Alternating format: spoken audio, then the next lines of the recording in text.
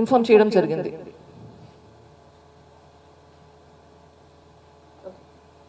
So ఈ calls సాక్షి associated people తోటి పులివెందుల కానీ, కడప కానీ, హైదరాబాద్ కానీ ఉన్న కాల్స్ అన్నమాట. అఫ్కోర్స్ శంకర్ బాలకృష్ణతో మాట్లాడాడు, అది మాత్రం అక్సెప్ట్ చేశారు. నెమాని భాస్కర్ సాక్షి ఎడిటర్, మీకు అందరికీ తెలిసిన మనిషి. రోజు పొద్దున కె నాగేశ్వర రెడ్డి గారితో మాట్లాడారు. కేఎన్ఆర్ అంటే మీకు ఐడియా ఉంటుంది, జగన్ రెడ్డికి రైట్ హ్యాండ్ అనుకోవచ్చు అనుకుంటా. నెమాని భాస్కర్ విజయసాయి రెడ్డి గారితో మాట్లాడారు. శ్రీనివాస్ వెన్ను అతను మారుతి కడప పులివెందుల రిపోర్టర్తో మాట్లాడుతున్నాడు. అగైన్ అందరూ బాగా కమ్యూనికేషన్తోనే ఉన్నారు. శ్రీనివాస్ మళ్ళీ హైదరాబాద్లో maybe Nemani Bhaskar I'm not sure, but go forward. ఈ ఇన్ఫర్మేషన్ మనకు టీవీలో వచ్చింది 7:18 కదా, 7:17కి మళ్ళీ నెమాని భాస్కర్ శ్రీనివాస్ వెన్నతో మాట్లాడుతున్నాడు.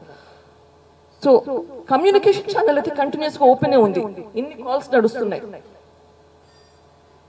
మరి సాక్షిలో ఎందుకు హార్ట్ అటాక్ అని చెప్పారు, ఈవెన్ లోకల్ రిపోర్టర్ కూడా డౌట్ఫుల్ అని చెప్తుంటే అక్కడ కన్ఫర్మ్ చేసేసారు. సో వీళ్ళ నోరు కూడా మూయించేసి అక్కడ నుంచి పెట్టారా? ఎందుకు ఇట్లా వచ్చింది అంటే ఇక్కడ జరిగిన క్లీనప్ కి, అక్కడ జరిగిన కమ్యూనికేషన్ కి కాన్స్టెంట్ ఛానల్ ఉన్నిందా? ఆ కాల్స్ కూడా ఉన్నాయి దీంట్లో.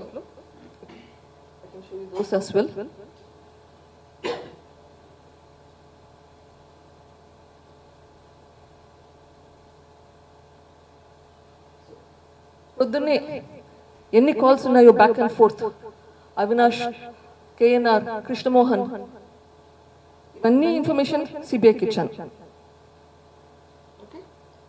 సో ఇంకొకటి 10 గంటల తర్వాత ఈ ఇన్ఫర్మేషన్ హార్ట్ అటాక్ కాదు అని చెప్పారు. అది ఎందుకు చేంజ్ అయింది స్ట్రాటజీ అనేది ఆలోచిస్తే, అంతకుముందు సాక్షి ఎడిటర్ నుంచి సాక్షి చైర్మన్ కి కాల్స్ ఉన్నాయి. ఓన్లీ ఆఫ్టర్ 10 o'clock 10 గంటల తర్వాతనే సాక్షిలో ఇది హార్ట్ అటాక్ కాదు, అనుమానం అని ఫస్ట్, తర్వాత మర్డర్ అని తర్వాత వచ్చింది. ఆ స్ట్రాటజీకి ముందు you can see the calls to the chairman of Sakshi Bharathi Reddy. So తీగ లాగితే ఎక్కడికెక్కడికి పోతుందో మీరు చూస్తున్నారు. ఇదంతా చేయకుండా సిబిఐ ఏం చెప్తుంది, ఆ కాల్ జరిగింది 1 o'clock in the morning కాదు, 7 o'clock in the morning. కానీ ఎందుకు చేశారు, ఏంటి క్లారిటీ ఇవ్వకుండా క్లోజ్ చేసేసింది. ఎందుకు సిబిఐ ఇలా ఇన్కంప్లీట్ షార్డీ ఇన్వెస్టిగేషన్, తప్పు ఇన్వెస్టిగేషన్ చేసి క్లోజ్ చేస్తుంది? ఇటువంటి పరిస్థితుల్లో నేను ఏం చేయాలి, ఎలా ముందుకెళ్ళాలి అనేది నాకు అర్థం కావట్లేదు, ఆలోచిస్తున్నాను. కానీ ఈ సమయంలో ఈ ఇన్ఫర్మేషన్ మీ ముందుకు తెస్తున్నాను.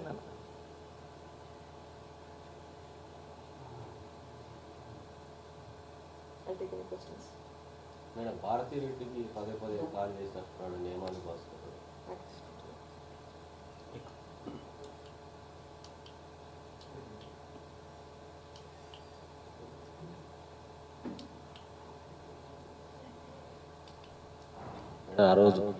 ఆ రోజు 9:46కి నియమాన్ని